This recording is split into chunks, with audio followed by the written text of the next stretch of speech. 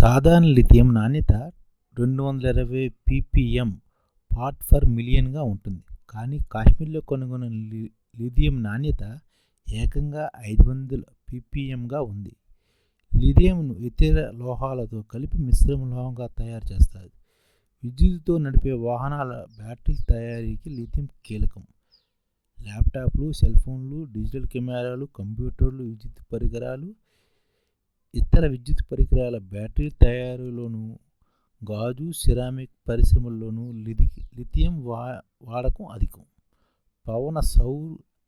పవన సౌర విద్యుత్ నిల్వ చేసే బ్యాటరీలు లిథియంతోనే తయారవుతాయి. రీఛార్జ్ చేయడానికి వీల్లేని బ్యాటరీల్లోనూ లిథియంను వాడతారు. పేస్ మేకర్లు, బొమ్మలు, గడియారాల బ్యాటరీల్లోనూ లిథియం ఉంటుంది. 2030 నాటికి మన దేశంలో 27 గిగావాట్ల grid scale battery energy storing system కావాలని అంచనా. 2030 నాటికి మన దేశంలో 27 గిగావాట్ల grid scales battery storage system కావాలని అంచనా.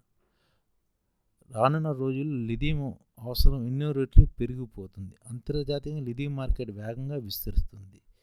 2008 నుంచి 2018 నాటికి దీని వార్షిక ఉత్పత్తి 25,400 టన్నుల నుంచి ప్రస్తుతం 90,000 టన్నులకు చేరింది.